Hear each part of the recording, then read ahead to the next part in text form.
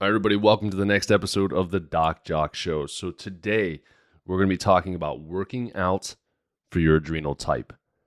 Now, this is something that a lot of people are unfamiliar with, especially in the bodybuilding world, the competitive world, or even in the just everyday, hey, I want to start up a workout routine, but I'm too tired to do it type mentality. And what we're going to talk about today is your body is smarter than your conscious brain is. When you're consciously trying to tell your body to exercise, to work out because you feel bad or that you need to, what's going to happen is you're going to cause a chronic stress response in the body.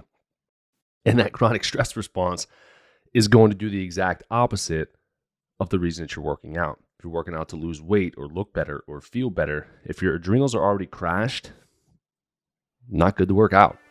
So let's dive into this.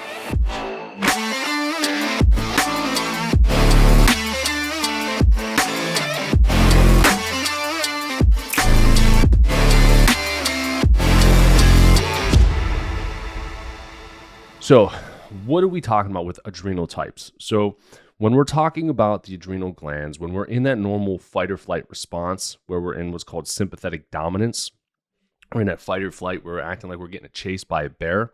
Initially, what will happen is we're going to get a spike in cortisol. So cortisol will raise, it's that kind of that adrenaline, it gets us going.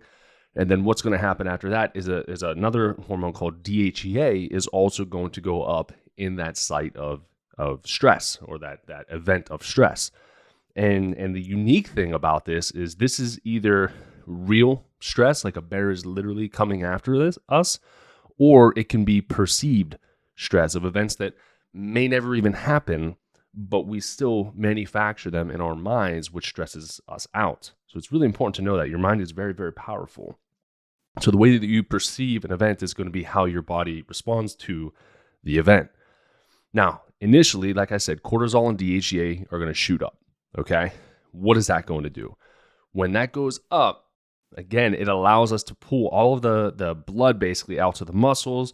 We're able to open our eyes, our pupils dilate, we're ready to go. We just got to run, we got to go wherever we need to go as fast as humanly possible. That's the innate response. That's what our bodies were designed to do, is keep us alive. So if we're up in that state and then we remove that stimuli, okay, that stimulus, whether it is, again, like a bear coming after us, or if we're at an intersection, you're not sure if a car is going to stop, but they're just going to blow through the stop sign.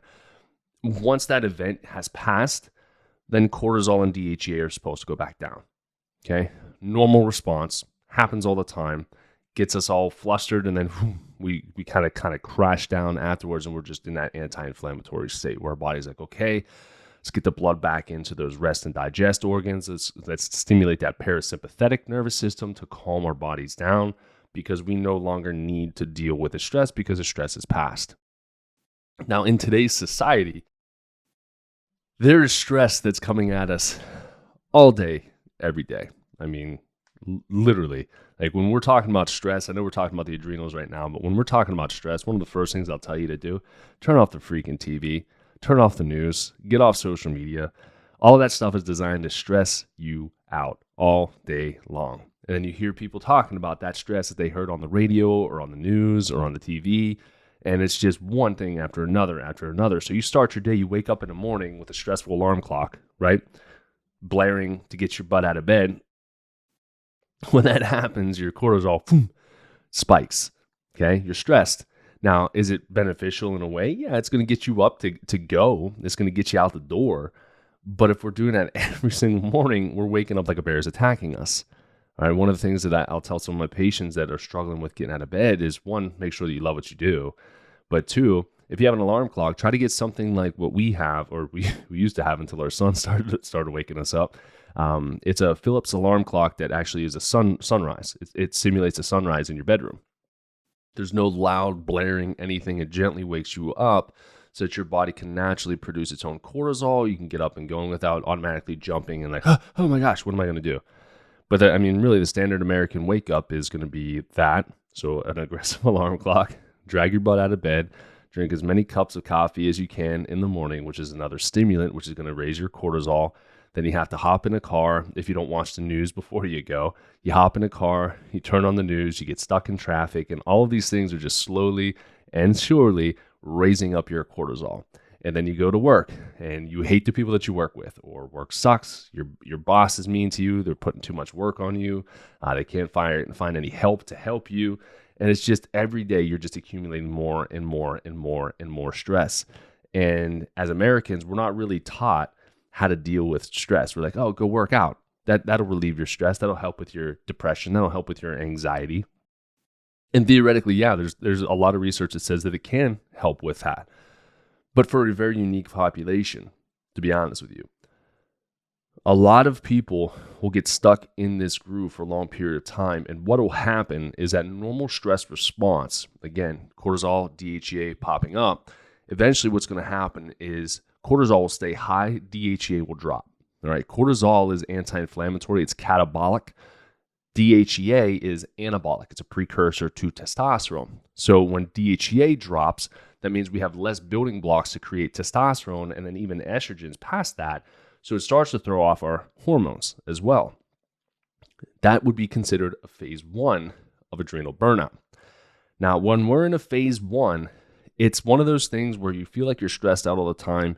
You can't keep up with things, and your body is just kind of, the body composition, from what a lot of people will tell me too, is you may have had muscle mass before, and all of a sudden it turns into just like this, kind of like this gelatinous goo that's like stuck to your body. And you're like, it's not fat, it's not muscle, it's like some weird something in between. That can be an effect of a phase 1 of adrenal burnout. So you still have energy, but you're just barely, getting by. You're stressed out all the time. If somebody asks you to do one more thing, you'll break. Like you're constantly at the breaking point. And an example that I use is like, it's like you're driving a car and going old school. You've got a standard or a manual shift, and you put it in first gear and you just slam down on the gas and you never shift out, and you're just smacking that red line the entire time. All right. You're going to break the car. Same thing with your body. If you don't shift and learn how to cope with that stress and eliminate some of those stress and, again, change your perception of some of that, you'll carry around that emotional baggage with you, that emotional stress with you throughout your day. Then you're going to bring that into your relationship as well. Okay? Now, when you're in a phase 1 with cortisol being too high, we don't want to do anything, especially in the gym, where your cortisol is going to continue to raise high. So a phase 1 of adrenal burnout, okay, and trust me, adrenal burnout, adrenal exhaustion, it is, especially now after everything that's happened through COVID and everything, everyone's stress response is completely kaput right now. It's bad. So when we're working with the adrenals, we don't want you, like I would never tell somebody like, hey, you're coming to me for weight loss. So we're just talking about weight loss. We're talking about optimizing your body's physique, your body composition. And you're like, hey, I'm in a phase 1. What type of workout should I be doing? You would never hear me say, go do a high intensity interval training workout, go do a HIIT workout, Tabata, go do CrossFit. You're never going to hear me say that. No way, no how. And I don't care if you're like, well, I feel great when I do it. I don't care how you feel while you're doing it. It's what's happening to your body afterwards. All right. If your cortisol is already cranked up too high, when you work out and you're explosive and you're getting that heart rate up, what's going to happen? Your body is going to aggressively break down, and you're trying to reshape, or you're trying to work out with a purpose. But when you're working out the way that you are, you're actually doing the exact opposite. You're putting too much stress on your body, and it's going to break everything else down. So when we're talking about the adrenal types, phase 1, stay the heck away. Stay away from the high intensity interval training workouts. And you'll hear this theme as we go through the 3 different types of adrenal burnout. And hopefully this will resonate to some of you, because when I work with some patients, whether it's a wife who's trying to lose weight, and she's like, hey, I'm training 6 days a week. I'm doing cardio twice a day, doing a full 45-minute high-intensity workout, doing all of this. My husband tells me I need to keep doing this, but I just feel like I keep gaining weight. And I think I'm lazy if I don't do it. I'm like, well, sorry, but from the doctoral standpoint, stop doing that. The reason that you're gaining weight, the reason that you can't break that plateau is because you're overtraining. Okay, I'll say that again. The reason that you can't break that plateau is because you're overtraining. Now, there's a time and a place for like the CrossFits and the high intensity workouts and things. And there's some benefit to that, of course. But if you're spiking your cortisol too high, it's going to have a negative impact on your body. And I know some people say, well, we'll release growth hormone for up to 36 hours after your workout, so on and so forth. I get it. I understand what you're getting at here. But to repetitively beat your body down and be in a catabolic state, if your body's not producing the DHEA to keep up with that demand, I don't care how much growth hormone you're releasing, your body is breaking down. Okay, you're just trying to put a growth hormone band-aid over a serious problem, and your body will break down. This is also where I have a huge problem where we'll go into this with the phase 2 and the phase 3s, but these, especially now, going through the new year, when I'm shooting this video and this doing this podcast is before the new year. But I mean, everyone starts their New Year's resolution. So what do? They want to sign up for new gym memberships. They want to go to these CrossFit gyms, these high intensities, these F45s that we have around Arizona, Fit Body Boot Camp, those types of things. And again, those workouts are great for a lot of people. And I'm not knocking the workout, but if you're doing those workouts and you haven't tested your adrenals, but like you're noticing you're doing your workouts, or maybe you start losing some weight, then all of a sudden you start gaining a bunch of weight back, could be a sign that your adrenals are causing that to happen. So maybe do every couple of days or something like that. If you still are like, I'm addicted to this stuff, I can't stop, that would be something that you could do. But when we're in a phase 1, the workouts that are going to be best for you are going to be more the low intensities. Okay, so even just the bodybuilding movements, slow and controlled, slow breakdown, not getting the heart rate up too much, or doing like yoga or like a Pilates or low intensity cardio, something of that nature is going to be beneficial for you and for your adrenals to be able to adapt down. Even to the point where if I see somebody, say we look at an adrenal panel, all right, a salivary adrenal, or we have a urinary adrenal analysis, and we see it 4 o'clock in the afternoon, just your body just spikes in cortisol. And we're like, well, what do we do about that? First off, figure out the lifestyle. Are you jumping into a car at 3:45 or something, or you just got home from work and it was a super stressful day? That would be one thing. But if you have that stressful response and we can control that variable, and say you're stressed out because you're in traffic, or you're stressed out because you're listening to horrible stuff on the way home, or you come home and you watch the news, turn that stuff off and that'll drop your cortisol. If it's something that we cannot change externally, we can't change the traffic, we can't change, the route that you're taking. So what do? We put in some sort of like, an anti-inflammatory breath work, meditation, calming, Pilates, yoga, something of that nature. If you're going to get a workout in after work and your cortisol spiked like that, do something low intensity so that it brings down that cortisol reading, and your body will actually produce more energy. And by producing more energy comes from calories, which means the calories that we're taking in, we're burning and using for actual fuel instead of just storing it on us. Okay. The other reason why this can backfire on a lot of people too is when we're talking about the adrenals, when we're talking about stress and cortisol has a response or a massive effect on the HPA and the HPG axis as well. So when we're constantly stressed out, and I talk about this almost to an exhausting amount, but we have what's called a cortisol steal or a pregnenolone steal. So if you guys have ever worked with me before, you'll know what this means. If not, basically you have cholesterol. Cholesterol backed is what makes all of our steroid hormones. Another reason why I hate statin drugs, because it crushes our hormones, but that's a whole different podcast topic. So we have cholesterol. Cholesterol drops down. It's going to make our pregnenolone. Pregnenolone is considered to be like the mother hormone. It gives birth to all other hormones that follow past that. So you have pregnenolone. Pregnenolone goes and produces progesterone. Progesterone is found in both men and women at different levels, but progesterone is that like fertility hormone. It's the one that allows women to cycle and have regular cycles without cramping, without anxiety, without bloat, with all of that stuff. Progesterone is huge. Now, progesterone breaks down into 2 different forms, an alpha and a beta, but then it goes over and converts into cortisol. And then cortisol converts into cortisone. So when we're stressed, we do a cortisol steal or a pregnenolone steal where we take all that pregnenolone and create cortisol. We're stressing our bodies out. Now, if our body does a good job at first at making cortisol convert into cortisone, cortisone is going to be like the fire extinguisher for cortisol. It will try to put out the fire. So even though you're stressed out, you're not causing inflammatory damage to the body. After you ignore that for a certain period of time, it stops doing that conversion.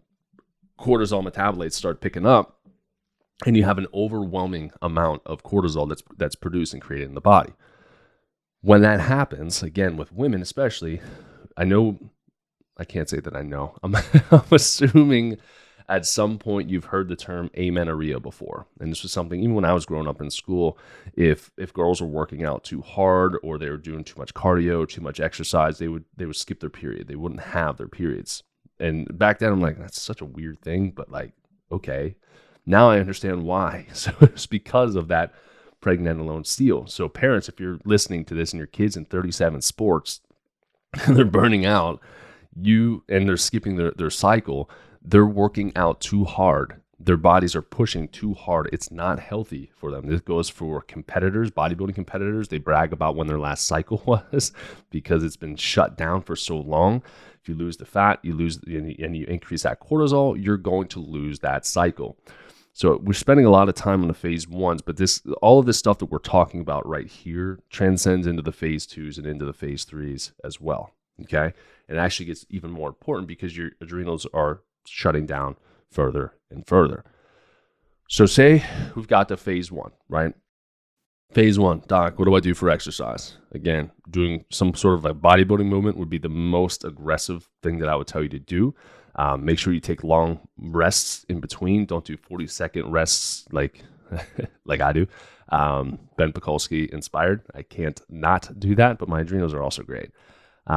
So rest in between your sets, take time, breathe, get your heart rate under control. If you wear like an Oura Ring, a Whoop, or if you have like an Apple Watch or something like that tracks your heart rate, try to keep it away from that max, 220 minus your age is your heart rate max, or your max heart rate. So keep it away from that. Okay.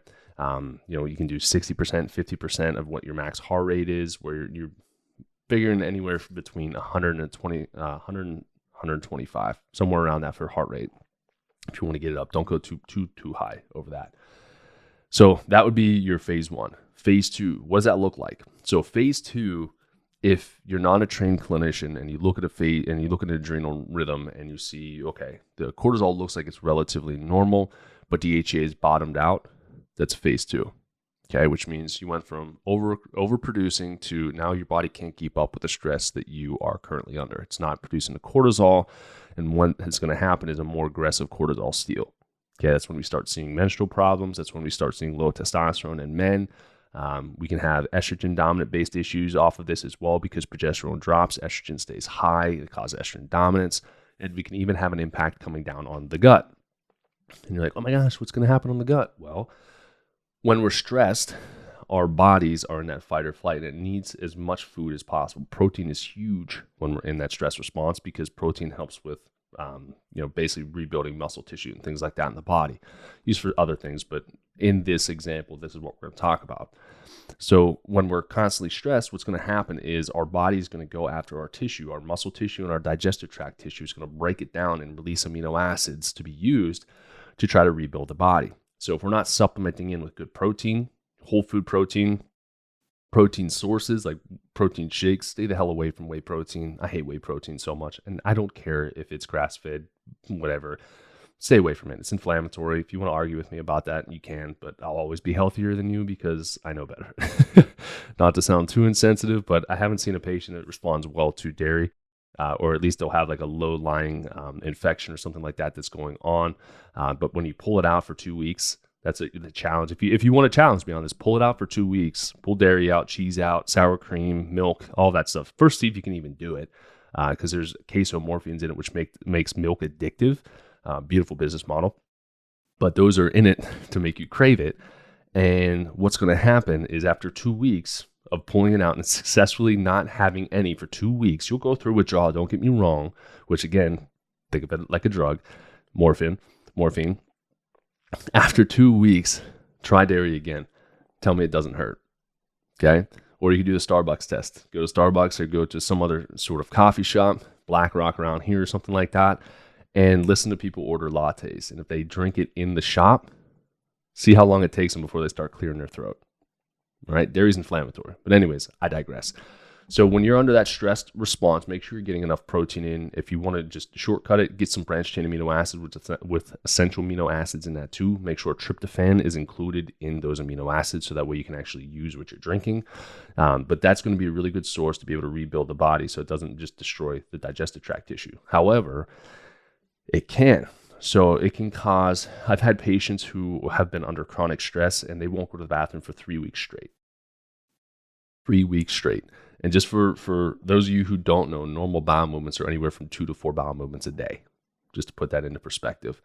So if you're doing one every 3 weeks, one a week, one every other day, even just one a day, clinically that's considered constipation.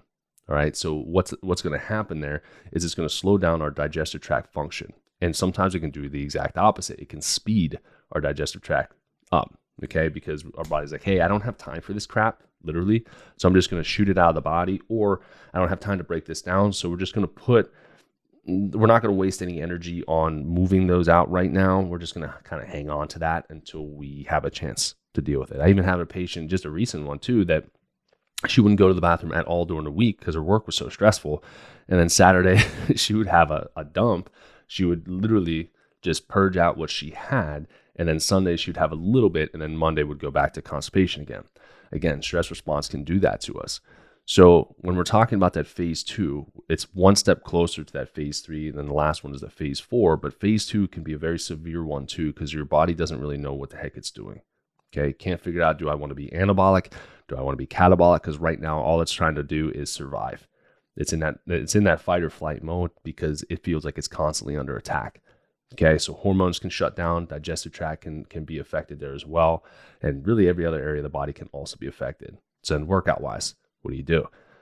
So if you're in a phase 2 of adrenal exhaustion, again, we get even less aggressive with our workouts. Okay, so phase 2, you can try to do the bodybuilding movements. And I'm not talking about going and doing deadlifts and Olympic lifts and those types of things. Just dumbbell weight and machine work. That's the stuff I'm talking about. Nothing intense. I'm talking like 12, 15 repetitions. You can do like if you can do 15 reps, like a max out of 15 reps at a weight, drop like 3 repetitions off of that. So if you can do 15, do 12. Do 12 repetitions. So you're moving your body, but you're not causing too much stress to it, and you're not really causing too much catabolic activity because your body is already catabolic. Okay.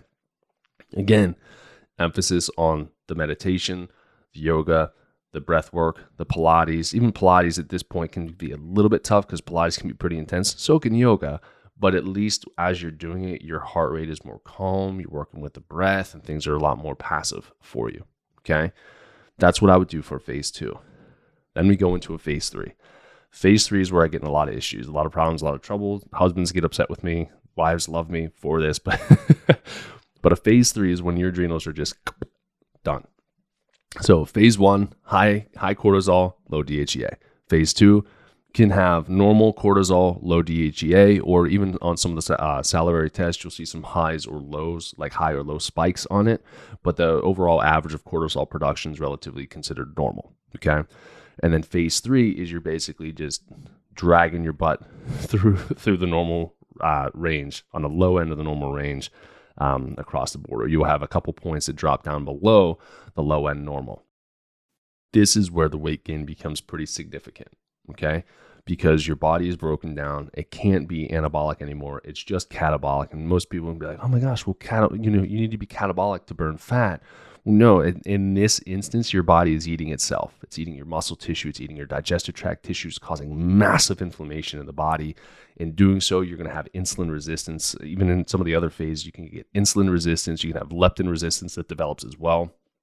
Blood sugar dysregulation, PCOS can kick in, endometriosis can kick in, just from dealing with the adrenals. Even thyroid. Again, we talked about thyroid being intimately related with your TSH, and that's unfortunately one of the worst measurements you can have for the thyroid. Thyroid panels are a joke. If you go to your normal doc, your endocrinologist, they don't know what they're running, but that's a whole different podcast we could talk into. But if you don't, let's just say this. and this is in the inserts too for thyroid medications. If you have an adrenal problem that has not been corrected, you're not supposed to be on these medications. Okay, it says it. You can ask your doctor about it. Like, hey, if I'm stressed out, my adrenals are burned out, should I be taking Synthroid? No, the answer is no. So what do? Fix the adrenals beforehand, because I'll tell you, when we work with patients, we eliminate infections, and because that's another thing that can cause a spike in cortisol is infections. We fix the gut. We fix the adrenal response. We work on doing some breath work. We do some lifestyle changes, stop eating inflammatory food, and so on and so forth. That thyroid medication that you quote unquote required before is no longer required. And either you can come completely off of it, or they at least have to drop down your dose of it, because if you continue to take the same amount that you took when you were sick, when you came to me, then you're going to overstimulate your thyroid, and you go from a hypothyroid to a hyperthyroid, which happens all the time because doctors are like, well, you gain weight, so we'll make your thyroid fast. We'll speed it up, and then you'll lose weight. And I think you'll really like that. Like, yeah, good idea. Anyways, I digress again. So we're in a phase 3. We're at the very bottom of the barrel. We could barely move. And quite honestly, I wouldn't suggest moving. And this is where a lot of these New Year's resolutioners come into play, where you've been sedentary for the past 2 years, 3 years, 10 years, 15 years. And you're like, you know what? This year is the year. I'm tired of being quarantined. I just want to get out. I just want to have a life. I just want to go to the gym. What the heck do I do? Don't work out. Don't do it. Okay. If you want to start somewhere, if you want to go to the gym, you want to go out of the house, do very, very, very, very, very, very, very low intensity cardio. Very, very, very low intensity cardio. Go on an elliptical. You can go on a recumbent bicycle if you want to. They have plenty of other like random equipment that you can do at the gym that is just very, very, very minimal. Okay. The more you work out in a phase 3, the more weight you will gain. The more you work out in a phase 3, the more weight you will gain. So this can even transpose, or this can even go into like long distance runners. Okay. Usually if we look at like the Olympic level athletes, or we're looking at like people just slay their marathons, they're like rail thin. Now, they don't look the healthiest. They have, next to zero body fat. And that's when we talk about amenorrhea and things. But for the most part, their bodies are very, very, very lean. Then you have the ones that are training for marathons or training for 5Ks, 10Ks, 15K. I don't know. I don't do cardio like that. I don't do long distances. I like my high intensities, but that's a whole different thing. Or just playing sports, because it's easier for me to do cardio that way. When you see, or when you are one of those people who you're trying to exercise, you're doing the best you can, you're eating what you would be considered to be the right way, but you just keep gaining 5, 10, 15 pounds, 20 pounds. And you see these people who are running these races, and they just keep, each year, you see them just get bigger and bigger and bigger. And it's not like a judgmental thing. It's not superficial, but it's like, if you're technically burning all of those calories, right? Because a lot of people are like, oh, calories in, calories out. You just have to be in a calorie deficit, and then you're going to lose weight and you'll be great. Yay. Then if you're running and you're burning 5 million calories a day, and you're only taking in 1,500 calories, then you've been in a calorie deficit. So why aren't you losing weight? Why are you gaining weight? It's because you're in adrenal burnout. Okay? So it's very, very important to recognize what your body is trying to tell you. And if you notice, it's not like, hey, I just need to run longer races now, or I need to starve myself more. Guys, when you do that, starvation, calorie deficits, they're one of the worst things that you can do for your body. Okay, because it stresses your body out. It makes your body think that you're trying to starve it. And if you do these drastic, I've known people and docs even to subscribe or prescribe 500 calorie diets, HCG diets, and all this bullshit. And patients are like, yes, I lost 100 pounds. And I'm like, wait for it. There you are. 2 months later, you're like, oh my God, what happened? I spent all that time and money eating 500 calories, and now I'm 500 pounds. What the hell happened? Well, your body hates you. Your body's designed to keep you alive, whether you like it or not. You scared the crap out of it. You went primitive on it. You went caveman on it, where it's like, hey, I might not know when my next meal's coming, so I'm going to stockpile what I am consuming, and I'm not going to use it. I'm not going to burn it for energy. I'm just going to stockpile it. Any additional, I'm just going to put it on me. Just pack it. Wherever I want to pack it on, I'm going to pack it on there.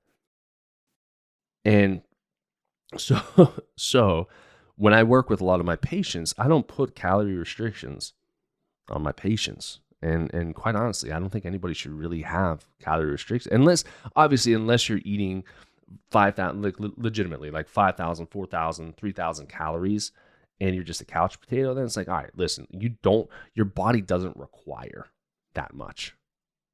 But in the grand scheme of things, like I'll have patients eating 2,500, 3,000 calories more or less by accident because we're throwing in fats. Fats have nine calories per gram versus proteins and carbs. So your calorie count is going to be up. And our old school mind is like, oh no, well, I'm not full. I need to eat more calories. And we're like, well, we cut your carbs down because carbs are inflammatory. You had infections. We didn't want to feed it, blah, blah, blah, those types of things. But remembering for every fat gram that you get, you're getting more than twice the calories that you're getting from like a carb. So calorically speaking, you're in a surplus and you feel like you're not. It's just because we're not used to feeling bloated from carbs. That's when we think that we're full, is when we eat a whole bunch of carbs and we're like, oh, this feels great. I like this. Okay, it's not what our bodies were designed to be. Our bodies were designed to just be bloated. Like, let's just stuff it in until I feel like my skin stretch a little bit. It's not how our bodies were designed. So my patients, quite honestly, especially if you have like certain infections or we're dealing with low stomach acid, achlorhydria, or something of that nature, you'll go through a process where we eliminate these infections. We work on your stomach acid, and your appetite will go through the roof. And it's always hilarious when people are like, hey, I'm coming to you for weight loss. I feel like I'm eating all the time and I'm losing weight and I'm losing inches and I've never eaten this much before in my life. What the heck is going on?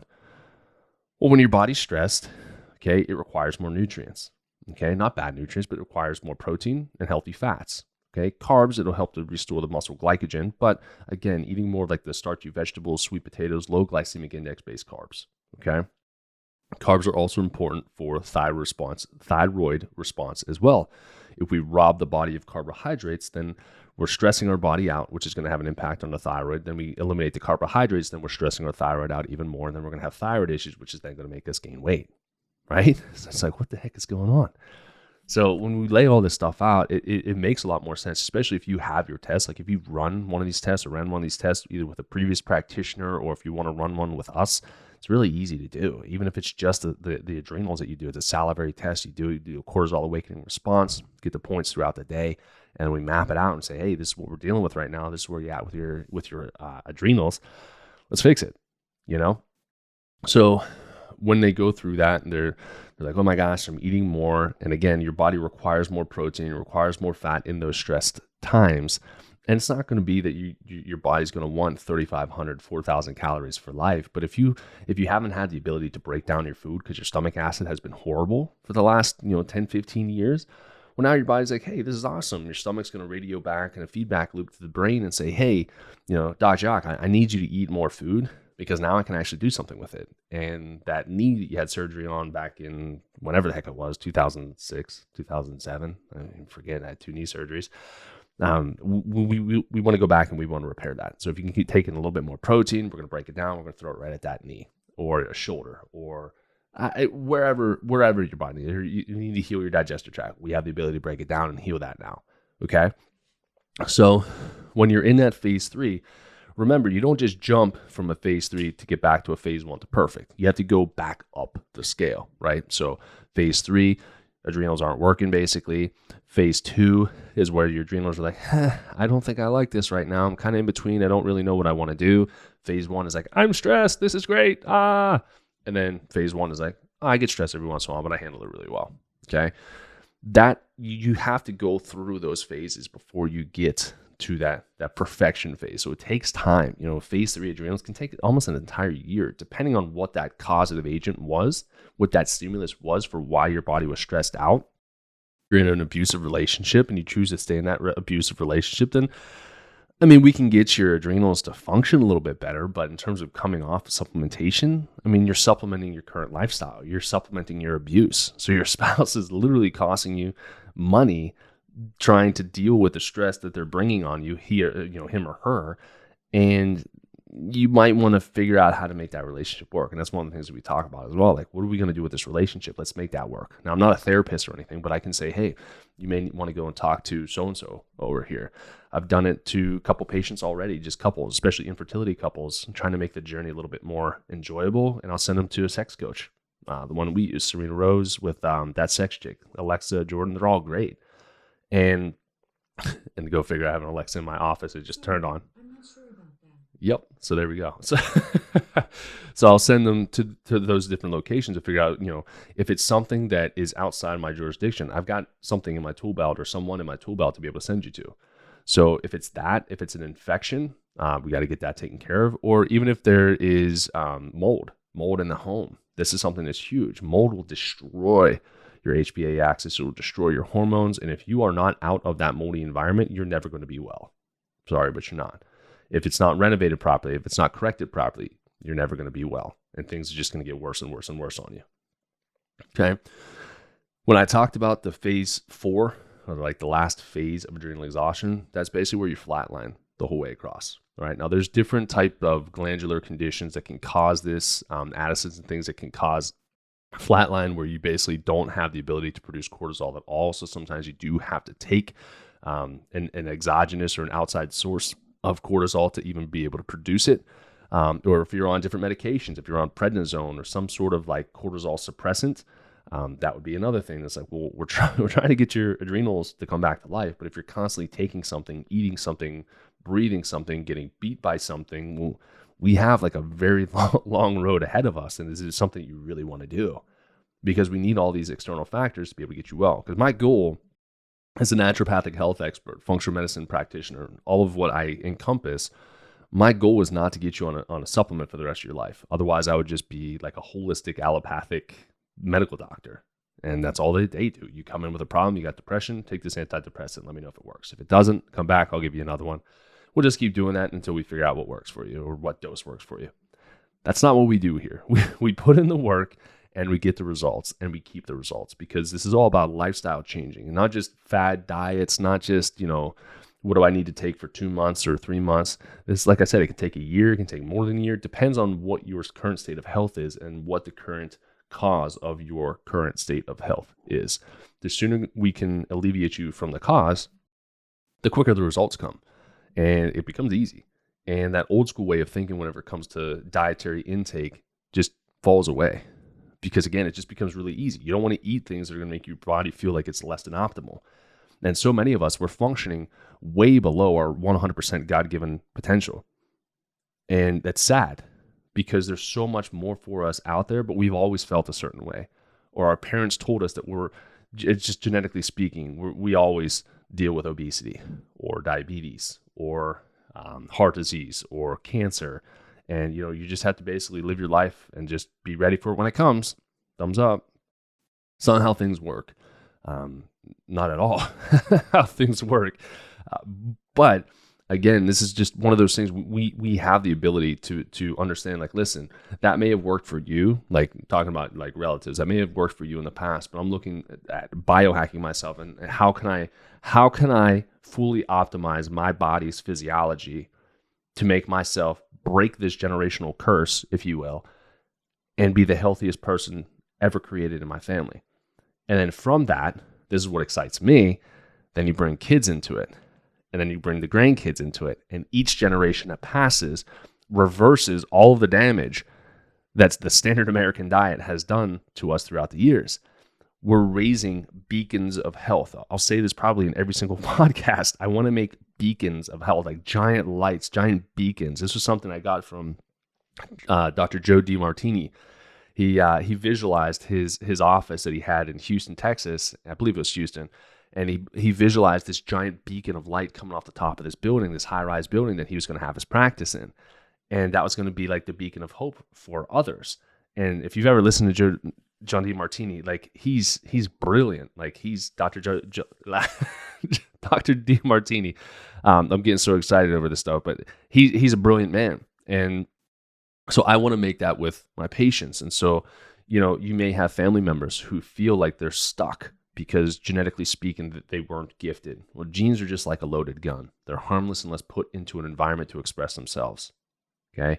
Genes are like a loaded gun, harmless unless put into an environment to express themselves.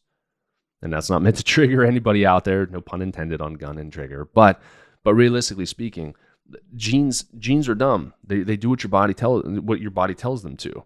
If you're stressed out, your bad genes turn on. If you're feeling fantastic and you're not stressed out, those genes turn off. They've done studies on that on prostate cancer and seeing what just low stress remediation techniques versus standard American. I think it was over like 300 different codes, 300 different genes that coded for prostate cancer shut off in 3 months of just low stress techniques, meditation, breath work, walking, being outdoors, like all this really awesome stuff, which is all stuff, by the way, you would do if you're in a phase 3. Go outdoors, go walk, go breathe fresh air, just do really easy stuff. Again, just harping in on a phase 3. So anyways, you have the ability, wherever you are in your health, you have the ability. It all starts with that mind. Are you willing to choose the life that your parents told you were supposed to have, your grandparents told you you're supposed to have, or are you going to choose the life that maybe you think is not possible? But why the hell not try? Why not? What do you have to lose? Quite honestly, what do you have to lose? Nothing. A little sweat, little work to put in to get your body to a healthier level. And then the rest of your family starts seeing you. And at first, you'll be seen as the weird person, hence myself.